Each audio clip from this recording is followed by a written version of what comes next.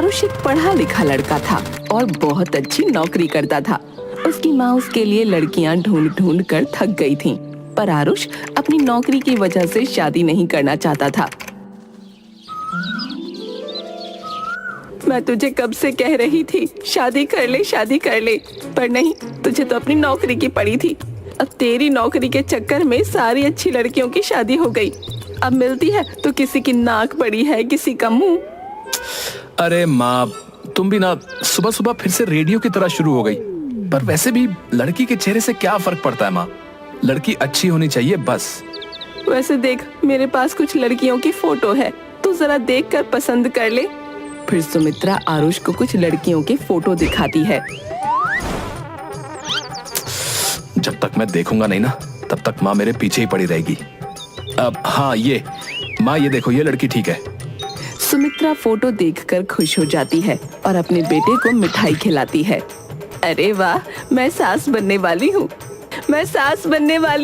मैं बहू पर हुक्म चलाऊंगी, उसे तंग करूंगी, बड़ा मजा आएगा। ये सब तो सोच सोच कर ही मेरे पेट में गुदगुदी सी होने लगी है। फिर सुमित्रा आरुष और लाली की शादी करवा देती है। माँ, मैंने जो फोटो देखी थी वो तो किसी और ही लड़की की थी।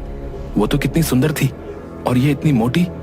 अरे जमाई बाबू, वो का है ना, वो जो फोटो आपने देखी थी वो हमारी लाली बिल्कुल वैसी ही थी, पर उसे खाना थोड़ा ज्यादा चाहिए तो इसलिए बस थोड़ी सी मोटी हो गई। बाकी हमारी लाली बहुत संस्कारी है। माँ, मुझे नहीं करनी इस मोटी लड़की से शादी। अब तू सोचेगा कि 30 की उम्र में तुझे कोई आलिया भट्ट जैसी लड़की मिल जाए, तो ऐसा तो नहीं होगा ना। और वैसे भी शादी के बाद अपने आप ही दुबली हो जाएगी। अब देख तिवारी जी की बहू को, वो कितनी मोटी थी, अब देख माचिस की तीली जितनी दुबली हो गई है। वैसे भी मैं हूँ ना इसको दुबली करने के लिए। मैं इससे इतना काम करवाऊंगी कि ये अपने आप ही दुबली हो जाएगी। अब बैठ जा चुपचाप और मेरा दिमाग मत खराब कर।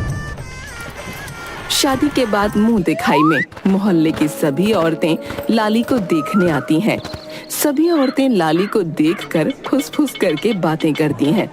देख तो सुमित्रा कितनी बड़ी-बड़ी बातें किया करती थी, ऐसी बहू लाऊंगी, वैसी बहू लाऊंगी, और देख कैसी बहू लेकर आई है। अरे भैया सुमित्रा, ये गेहूं की बोरी को लाकर बीच में क्यों बिठा दिया?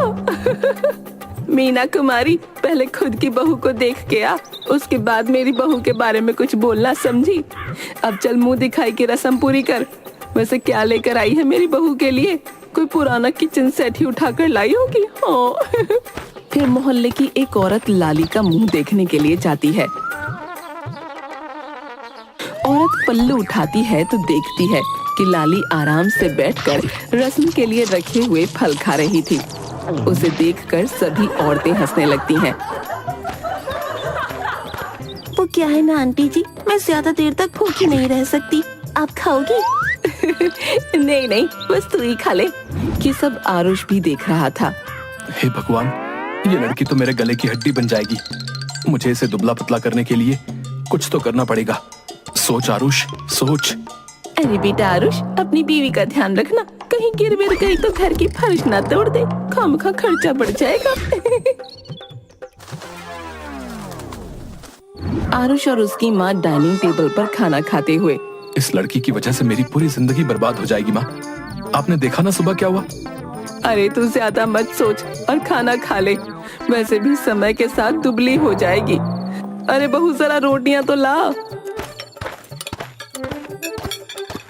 मम्मी जी, क्या है ना, रोटियां तो बस इतनी ही बची थी। क्या इतनी ही बची थी? मैंने सुबह इतनी रोटियां बनाई थी, वो कहाँ गई? वो क्या है ना, आपको तो पता ही है मैं भूखी नहीं रह सकती, तो मैंने रोटियां खा ली। क्या तूने सारी रोटियां चट कर दी? हे भगवान, तुम्हारी वजह से आज बिना कुछ खाए ही सोना पड़ेगा। अरे रुक जा, घर में मैगी पड़ी है, मैं बस तेरे लिए 2 मिनट में बना कर लाती हूँ। लाली हंसने लगती है। अब क्या हुआ, क्यों हंस रही है? मम्मी जी, दोपहर में मुझे बहुत जोर की भूख लग रही थी, मुझे कुछ मिला नहीं तो मैंने मैगी बना ली, वो भी नहीं है। आरुष गुस्से में उठकर अपने कमरे में चला जाता है।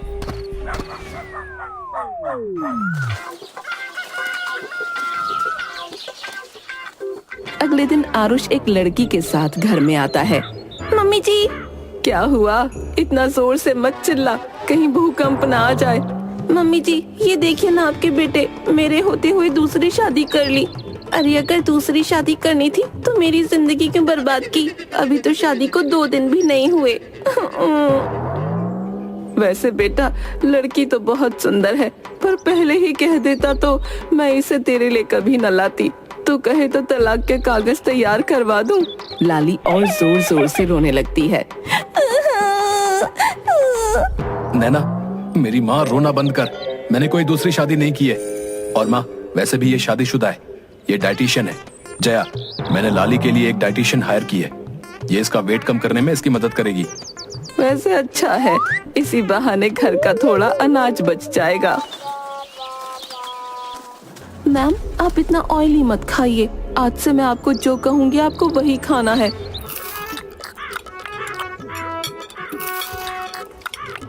ठीक है ठीक है। जया लाली के हाथ में से समोसा ले लेती है। मैम, ये आपका सैलेड।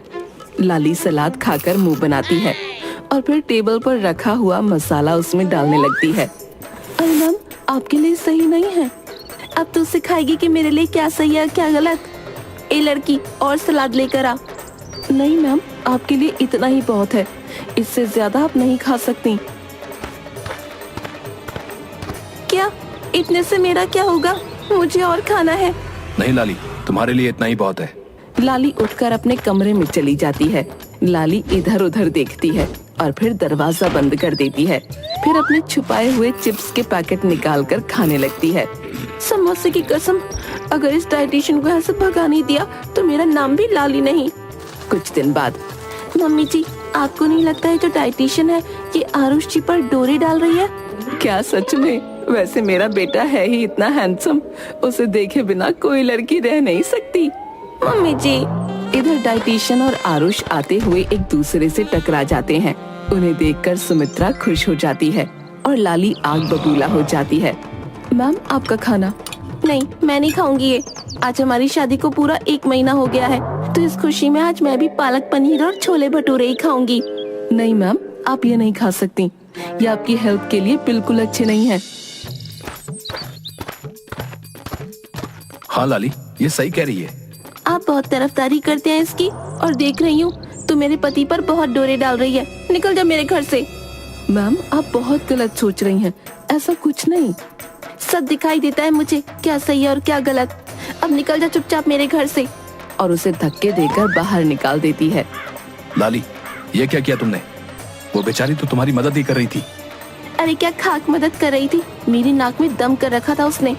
और वैसे भी वो दिन भर बस आप पर डोरे ही डालती रहती थी और खाना खाने लगती है। अच्छा ठीक है, तो तुम्हें लगता है कि वो मुझ पर डोरे डालती थी? तो एक काम करते हैं, तुम्हें एक कैंप में भेज देते हैं, जहाँ पर ट्रेनर्स तुम्हें तुम्हारा वजन कम करने में मदद करेंगे। 1 महीने में ही तुम्हारा वजन बहुत कम हो जाएगा। अगली सुबह लाली बैग पैक करके कैंप के लिए चली जाती है। लाली के जाने के बाद अगली सुबह, हाय, सोचा था बहू आ जाएगी तो उस पर हुक्म चलाऊंगी, पर बहू के आने के बाद भी मुझे ही काम करना पड़ता है। हाय रे मेरी किस्मत। 1 महीने बाद, माँ, आज मैं बहुत खुश हूँ। आज लाली का कैंप खत्म हो गया है। मैं तो ये देखने के लिए बहुत ही एक्साइटेड हूँ कि वजन कम होने के बाद वो कैसे दिखेगी। हाँ बेटा, सच में उतावली तो मैं भी हूँ, बहू का वजन कम हो जाए। वो जल्दी जल्दी और ज्यादा काम करेगी। हाँ, फिर मेरी छुट्टी। तभी डोर बेल बजती है। लगता है बहू आ गई। वो दोनों दरवाजा खोलते हैं तो देखते हैं कि लाली और भी ज्यादा मोटी हो गई थी। लाली, ये तुमने क्या किया? तुम तो पहले से भी ज्यादा मोटी हो गई। आरुष जी, वो क्या है ना, वो लोग मुझसे बहुत एक्सरसाइज करवाते थे, इस वजह से मुझे बहुत ज्यादा भूख लगती थी। तो आपको तो पता ही है, मैं भूखी नहीं रहती हूँ, मुझे चक्कर आने लगते हैं। तेरा कुछ नहीं हो सकता बहू। कुछ दिनों बाद ऑफिस से आते समय आरुष को एक होर्डिंग दिखता है, जिस पर चर्बी घटाने के बारे में लिखा होता है और हॉस्पिटल का नाम और पता लिखा होता है। माँ, नैना, जल्दी आओ, मुझे तुम दोनों को कुछ बात बतानी है। क्या हुआ बेटे, क्या बात करनी है? माँ, आज ना मैं क्लिनिक से आ रहा था, तब मैंने एक होल्डिंग देखी जिस पर एक हॉस्पिटल का पता लिखा था। जहाँ पर पेट की चर्बी कम की जाती है। हम लाली को वहाँ पर लेकर जाएंगे और फिर वो भी पतली हो जाएगी। अरे वाह, ये तो बहुत अच्छा सोचा है तूने। लाली, तुम्हारा क्या कहना है? ठीक है, आप दोनों को जो ठीक लगे। अगले दिन सुबह आरुष तैयार होकर स्कूटर घर के बाहर निकालता है। अरे कहाँ रह गई, जल्दी करो, टाइम हो गया है। लाली घर के बाहर आती है। अरे मैं कैसे जाऊंगी? आंखें भी काम नहीं कर रही हैं क्या? सामने खड़ा चेतक नहीं दिख रहा? अरे वो तो सही है, लेकिन मुझे स्कूटर चलाना नहीं आता। अरे कमअक्ल, तुम्हें चलाना नहीं है, मैं चला लूंगा। आपको क्या लगता है मेरे साथ आप स्कूटर पर बैठ जाओगे? अरे आओ आओ, बैठो तुम। आपकी मर्जी, मुझे क्या, चलिए। स्कूटर पर बैठने लगती है। आरुष आगे स्कूटर के हैंडल पर चिपक जाता है। अरे अरे रुको, तुम उतरो जरा। हाय राम, अब सांस आई। अरे पहले तुम बैठो, मैं बाद में बैठता हूँ। और लाली स्कूटर पर बैठ जाती है। आगे आरुष की सीट भी लाली ने ही कवर कर ली थी। अरे अब मैं कहाँ बैठूं? मेरी प्यारी डार्लिंग, थोड़ा सांस अंदर लो, मैं झट से एडजस्ट हो जाऊंगा। अजी आप भी ना, चलिए मेरे 3 तक गिनने पर बैठ जाइएगा। 1 2 3। उसके बाद दोनों हॉस्पिटल की तरफ निकल जाते हैं। बीच बीच में सांस अंदर खींचते रहना, नहीं तो हॉस्पिटल में मुझे भी भर्ती करवाना होगा। फिर आरुष और लाली अस्पताल पहुंच जाते हैं, जहां पर बिफोर और आफ्टर की बहुत सारी तस्वीरें लगी हुई थीं। लाली देखो, ऑपरेशन के बाद तुम भी इस औरत की तरह पतली हो जाओगी। लाली शर्मा। लाली तुम चलो, मैं फॉर्मेलिटी पूरी करके आता हूँ। लाली बेड पर लेटी होती है। फिक्र नहीं करना, तुम्हें इतना सा भी दर्द नहीं होगा। बस मैं ये एक इंजेक्शन लगाऊंगा और जब तुम आंखें खोलोगी तो खुद को बिल्कुल फिट और स्लिम पाओगी। क्या डॉक्टर, इंजेक्शन? नहीं नहीं डॉक्टर साहब, मैं इंजेक्शन नहीं लगवाऊंगी। आप चाहो तो मेरा ऑपरेशन ऐसे ही बिना इंजेक्शन लगाए कर दो। ऐसा कभी होता है भला कि बिना इंजेक्शन लगाए ऑपरेशन हो जाए? इंजेक्शन तो लगाना ही पड़ेगा। डॉक्टर इंजेक्शन लगाने के लिए आगे बढ़ता है। फिर लाली इधर उधर भागने लगती है और डॉक्टर और नर्स दोनों उसे पकड़ने के लिए उसके आगे पीछे दौड़ते हैं। 2 नर्स लाली के दोनों हाथ पकड़ लेती हैं। ये इंजेक्शन तुझे लगाना पड़ेगा ठाकुर। नहीं। डॉक्टर इंजेक्शन लेकर लाली के पास जाता है। तब लाली अपने दोनों हाथ छुड़ाकर इंजेक्शन पकड़कर डॉक्टर के पीछे लगा देती है और वहाँ से भाग जाती है। लाली को ऐसे भागते हुए कमरे से बाहर आता देख। अरे लाली, क्या हुआ? तुम ऐसे क्यों भाग रही हो? सब कुछ ठीक है ना? अरे भाई, इस बला को ले जाओ अपने साथ। क्यों, क्या हुआ डॉक्टर साहब? फिर डॉक्टर और दोनों नर्स आयुष को सारी बातें बताते हैं।